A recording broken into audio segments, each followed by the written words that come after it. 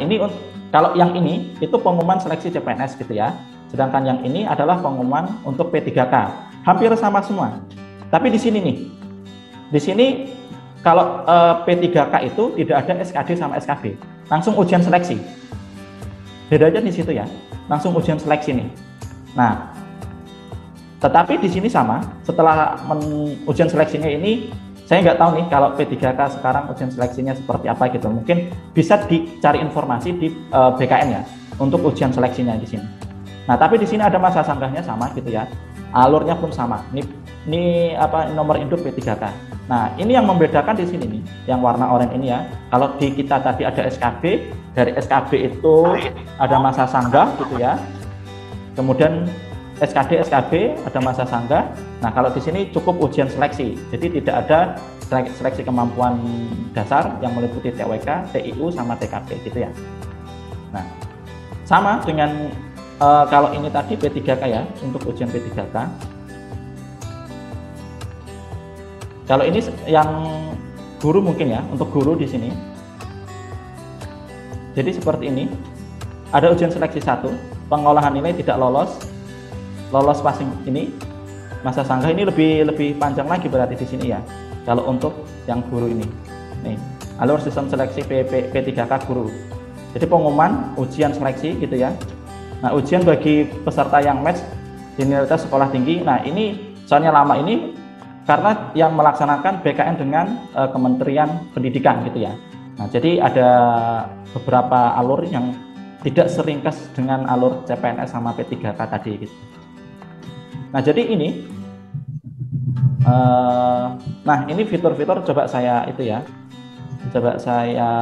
buka SSC ASN gitu ya. Nanti kita akan simulasi dulu, simulasi untuk pendaftarannya seperti apa gitu ya.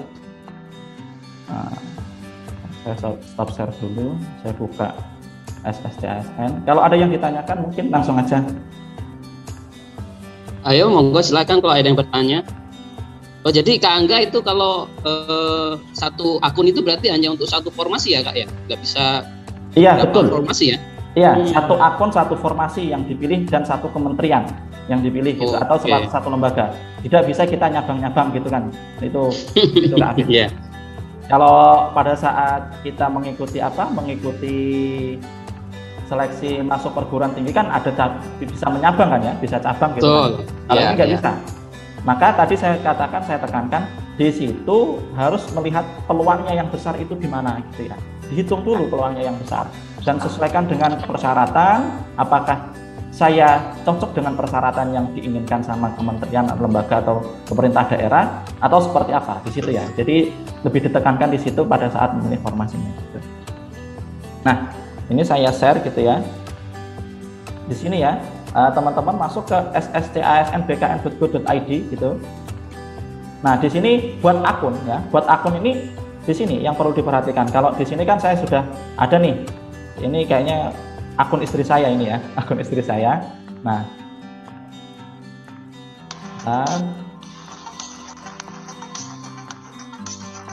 ini buat akun, ini istri saya nih. Jadi buat akun tadi disiapkan nomor induk keluarga, kemudian nomor induk KTP, kemudian di situ ada email aktif gitu ya, dan diisi nama, tanggal lahir itu untuk membuat akunnya. Nah, di situ nanti akan di akun tadi itu untuk memasukkan di sini. Nah, masuknya ini itu pakai nomor KTP-nya, kemudian passwordnya ini password yang kita buat pada saat pembuatan akun tadi gitu ya. Nah, setelah itu masuk gitu aja ya, masuk. Nah, nih ada Anda mendaftar sebagai CPNS nih. Ini saya simulasi punya istri saya. Biasanya di sini akan muncul nih. Nah, ini CPNS nih, batas akhir akan muncul di sini. Nah, pendidikan S1 agribisnis. Saya memilih jabatannya itu di ahli pertama pengawas mutu hasil pertanian. Lokasi formasinya itu di DKI Jakarta. Lokasi ujiannya ini bisa dipilih dalam negeri. Nah, karena ini kenapa ini muncul dalam negeri, itu sebenarnya gini, karena ada beberapa yang daftar sebagai diaspora yang ada di luar negeri. Itu seperti apa? Kayak BRIN ya, Badan Riset Inovasi Nasional, ada juga yang mendaftar sebagai diaspora. Jadi dia posisinya di luar negeri, lokasi ujiannya bisa diusahakan di luar negeri. Maka di sini dulu, dalam negeri. Nah, ini auditorium gedung F Kementerian Pertanian ini menyesuaikan di sini nih. Ini banyak ternyata, ada Kenrek BKN 2, BKN 2 Surabaya, 3 Bandung dan sebagainya. Nah, sedangkan saya pilih di sini untuk seleksinya di auditorium gedung F Kementerian Pertanian. Di sini ada nilai IPK. Nah, nilai IPK ini juga teman-teman harus menyesuaikan dengan yang diminta sama mereka. Apakah 2,75 cukup? Apakah harus 3,25 untuk akreditasi B dan sebagainya? Itu harus disesuaikan. Dan kemudian ini ada nomor ijazah. Nah, teman-teman bisa melihat nomor ijazahnya di ijazah punya Bapak Ibu dan teman-teman sekalian gitu ya. Dari sini jenis perguruan tinggi dalam negeri, tanggal ijazahnya sekian, nama perguruan tinggi itu sudah ada database, ini ada database. Nama prodinya ini tadi. Nah, nama prodinya ini juga menyesuaikan yang diisi di sini. Kayak saya Politeknik Negeri Banyuwangi misalnya. Maka di sini akan muncul sesuai dengan fakultas apa saja sih yang ada di Politeknik Negeri Banyuwangi itu. Nah, di sini ada akreditasi perguruan tinggi sama akreditasi program studi. Nah, di sini nih ada headline. Harap pastikan nama perguruan tinggi dan program studi yang dientrykan merupakan kombinasi nama panjang, nama singkatan dan penambahan nama daerah. Karena ada beberapa kalau kita ketik gitu ya, tidak ada di list di sini gitu. Harus melengkapi semuanya. Kayak penambahan nama daerah, kalau di sini kan Politeknik Negeri Banyuwangi, garis miring Poliwangi gitu ya. Nah, selanjutnya setelah itu di sini ya diisi OD02 gitu ya. Nah, ini ada kayak ini ya, surat lamaran yang ditujukan kepada Kementerian Pertanian Republik Indonesia, ditulis atau diketik tangan dan ditandatangan di atas kertas bermaterai 10.000. Kalau kita pakai materai 6.000 pasti tidak lolos. Dan ukuran maksimal itu harus 500 KB. Dalam tanda kutip di sini wajib. Nah, jadi setelah bikin surat lamaran, kemudian ditandatangani di atas materai 10.000, di-scan kemudian diunggah gitu ya. Kemudian scan berwarna KTP asli atau surat keterangan yang belum punya. Misal KTP-nya ternyata pada saat ini hilang dan sulit untuk mengurusnya, cukup pakai surat keterangan yang telah melakukan perekaman di Dinas Kependudukan dan Catatan Sipil. Kemudian di-scan di ukuran maksimal 500 KB. Kalau lebih dari 500 KB, ini tidak bisa. Kita tidak bisa mengupload gitu ya. Maka disesuaikan saja nanti ya. Kemudian ini ada surat pernyataan pelamar. Nah, jadi di Kementerian Pertanian ini itu ada surat pernyataan bersedia untuk ditempatkan di mana saja di wilayah di seluruh Indonesia. Artinya di bawah Kementerian Pertanian itu harus ada itu. Tapi ada juga yang tidak pakai seperti itu gitu ya. Misal kayak di Kementerian apa itu ya? Zaman saya nggak ada seperti itu. Di zaman saya nggak ada seperti itu. Tergantung ini instansi yang mensyaratkan. Kalau di pertanian itu ada yang bersedia ditempatkan di wilayah mana saja. Dan kemudian ini ternyata harus disatukan dengan surat pernyataan tidak mengajukan pindah. Jadi dua surat ini dijadikan satu file, maksimal ukurannya itu 1000 KB atau 1 MB. Kalau kurang dari ini bisa diupload, lebih dari ini kita tidak bisa mengupload gitu ya.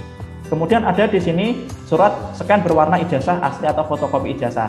Berarti Bapak Ibu teman-teman sekalian itu bisa pakai scan ijazah asli atau fotokopi ijazah yang dilegalisir sama universitas atau fakultas, itu kemudian di-scan, itu bisa.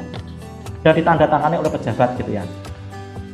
Dan ini maksimal ukuran 1000 gitu ya. Dan kemudian scan transkrip nilai pada saat S1. Dan di sini ada pas foto terbaru dengan latar belakang merah. Kalau ini biasanya memang rata-rata harus menyiapkan pas foto dengan latar belakang merah gitu ya. Nah, setelah selesai gitu ya, semua Bapak Ibu setelah mengisi ini dengan baik, dengan teliti, sudah bisa melakukan pendaftaran dan ditunggu nanti pengumumannya. Jadi seperti itu. Nah, ya gimana? Ini kayaknya udah banyak juga pertanyaan di kolom chat ya, coba saya bacakan atau gimana ya? Ya, dibacakan aja, Mas. Oke, baik. Ini ada satu pertanyaan dari Avian ya. Jadi saat simulasi di PKN itu, jika passwordnya lupa, itu gimana caranya Kak Angga untuk mengatasinya? Waktu simulasi di PKN ya, kan tadi ada simulasi CAT ya di PKN. Itu kalau password lupa gimana caranya? Itu bisa pakai email baru daftar baru dan bisa pakai reset password di situ ya. Oh, ada ada fasilitas Iya, reset saya pernah password reset. juga Iya, ya. Makanya kalau saya dulu lupa, yaitu 2 langkah itu, reset password atau pakai email baru yang kita punya gitu. Nah, di situ itu penting ya, penting untuk dilakukan sebenarnya untuk simulasi itu. Untuk sekali lagi untuk mengetahui kemampuan kita. Oh, ternyata yang kurang itu saya nilainya di sini, maka saya harus mengupgrade di sini gitu. Dan mengukur kemampuan pada saat mengerjakan. Oh, ternyata saya satu soal ini kok 1 menit ya. Nah, itu terlalu banyak, satu soal 1 menit itu terlalu banyak.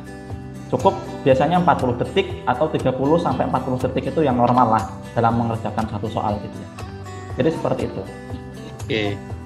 Ini ada lagi pertanyaan dari Mira Kandau tentang akreditasi kampus, Kak. Jadi biasanya kan ada keterangan saat Anda kuliah, bila akreditasi C, maka tidak lulus verifikasi. Sedangkan akreditasi sekarang sudah B, itu gimana, Kak? Jadi waktu beli mbaknya itu lulus, ya akreditasi masih C ya.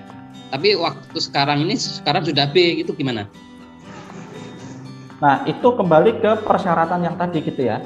Jadi persyaratannya pada saat itu memintanya itu C, memintanya itu pada saat lulus, berarti ya harus pada saat lulus. Biasanya sesuai dengan tanggal ijazahnya gitu kan ya. Nah, di situ harus disesuaikan di situ. Jadi ya mau nggak mau, ya sebenarnya tidak sesuai gitu ya, tidak sesuai dengan persyaratan itu. Tetapi kalau mau dicoba, monggo saja gitu. Jadi bisa dilampirkan di situ pada saat mengunggah dokumen itu, pada saat tanggal lulus itu di situ kan ada ya, kalau di keterangan sertifikat itu ya. Kalau mau nekat gitu ya, ada di keterangan sertifikat itu biasanya tahun akreditasi dari perguruan tinggi ini ada tanggalnya, itu disesuaikan dengan ijazahnya dan juga bisa mengupload yang sekarang gitu. Kalau mau nekat itu ya. Kalau bagi saya nekat saja, kalau memang disesuainya itu nggak bisa gitu ya, disesuainya pada saat kita lulus ternyata C sekarang B, dan ternyata saya nggak diperbolehkan untuk mendaftar karena minimal harus B sekarang kan gitu ya. Ya udah, itu kan sebenarnya nggak matching ya dengan nggak matching dengan persyaratan yang disyaratkan sama lembaga tertentu. Tetapi kalau mau nekat, udah daftar aja, di situ bukti asli atau scanan asli yang C sama B itu tadi gitu aja. Tetap coba aja ya. Iya. Izin bertanya dong. Oke, silakan kalau ada yang bertanya langsung, monggo silakan. Baik, saya kan masih baru pertama kali untuk CPNS ya. Yang saya pertanyakan adalah jika kita sudah tidak lulus di tahap pertama, berarti kita nggak ikut lagi tahap kedua ya, yang CAT terus SKB-nya. Iya, tapi tadi kan kalau sekarang itu ada masa kesempatan untuk menyanggah gitu ya Kak ya. Ada masa kesempatan untuk menyanggah. Kalau memang dirasa di situ ternyata saya bisa untuk menyanggah tadi, ya udah disanggah saja gitu. Itu nggak ada ya, kalau SKD nggak ada, mohon maaf. Kalau SKD nggak ada, tapi pemberkasan ada ya. Nah, ketika nggak lulus di SKD, secara otomatis tidak bisa melanjutkan ke seleksi berikutnya yaitu SKB gitu ya. Oke, thank you. Ya, siap.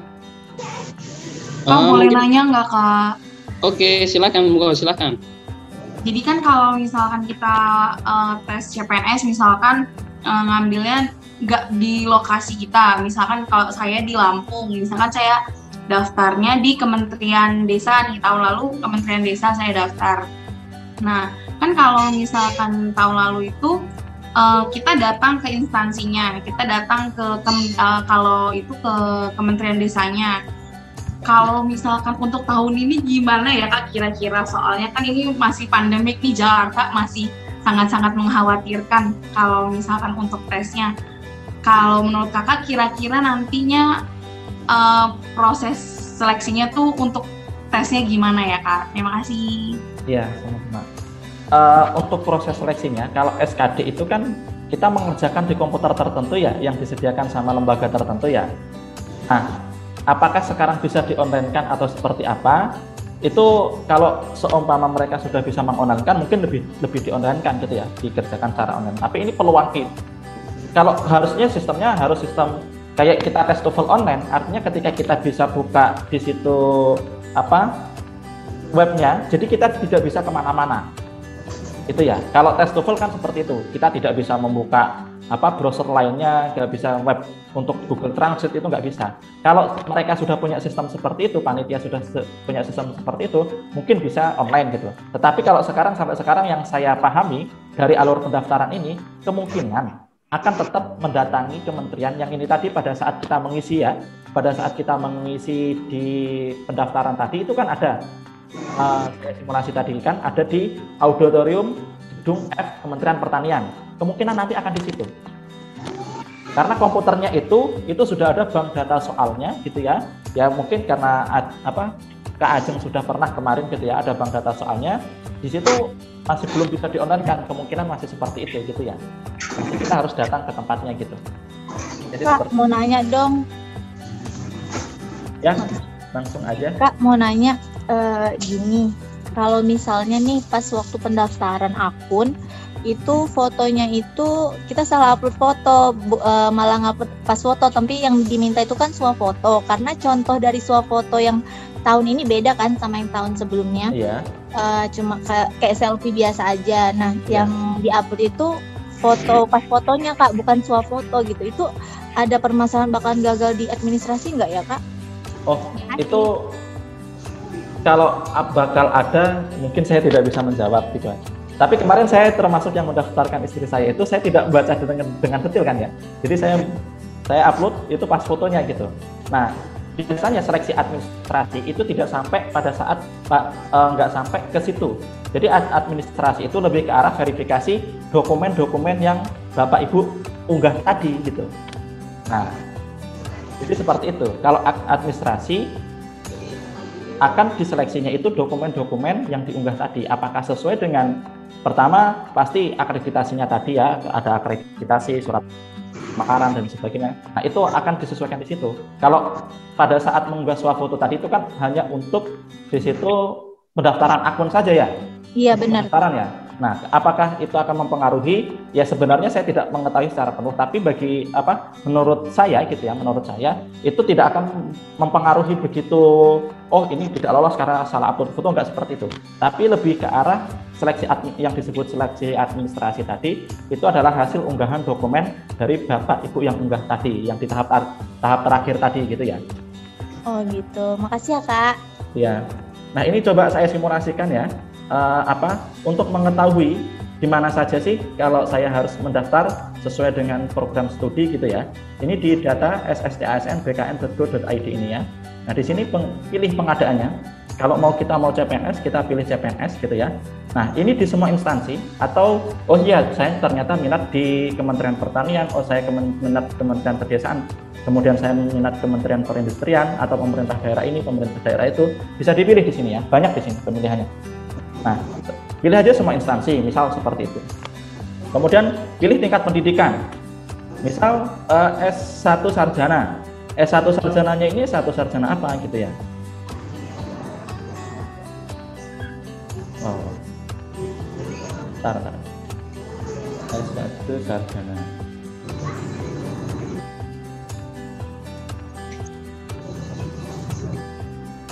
Di sini banyak nih. Ada misal matematika gitu ya, cari. Nah, kita cukup cari. Oh, ternyata di sini nggak ada nih. Bentar. CPNS semua instansi di sini misal di 4 agribisnis, agribisnis di 4 agribisnis. Kita bisa cari nih. Nah, ternyata di BIN membutuhkan D4 agribisnis, D4 peternakan. Nah, dilihat ternyata formasinya ini 2 nih. Nah, peluangnya berapa nih 2 ini? Berapa dibandingkan dengan yang lain? Ternyata di sini juga butuh nih agribisnis, tapi di sini ada 1 ya. Ada kebutuhannya cuma 1. Maka yang paling besar ini ya diambil aja gitu ya, 2. Daripada 1 lebih besar 2 peluangnya kan seperti itu gitu ya.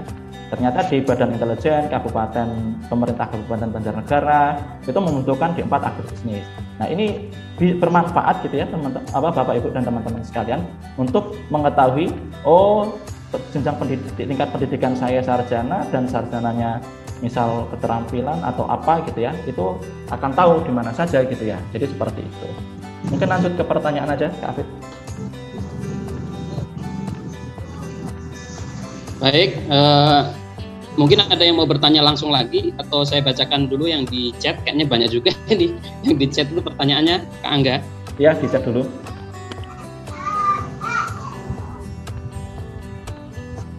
Baik, ini ada dari Ardia Tirda ya, tentang P3K guru. Jadi untuk pendidikannya itu harus pendidikan atau boleh murni, Kak? Misalnya profesi saya guru honorer, tapi pendidikannya bukan SPD, apakah bisa ikut P3K guru? Terima kasih. Nah, kalau untuk P3K guru ini sebenarnya spesial ya, Bapak Ibu sekalian. Artinya ini sebenarnya lebih mengakomodir guru kayak honorer-honorer yang itu ya, honorer-honorer yang sudah bekerja gitu ya. Nah, saya coba share screen juga ya. Ini yang dari BKN gitu ya. Kalau nggak salah yang sudah ada daftar di Dapodik itu Iya. nggak salah ya? Iya, harus di Dapodiknya itu.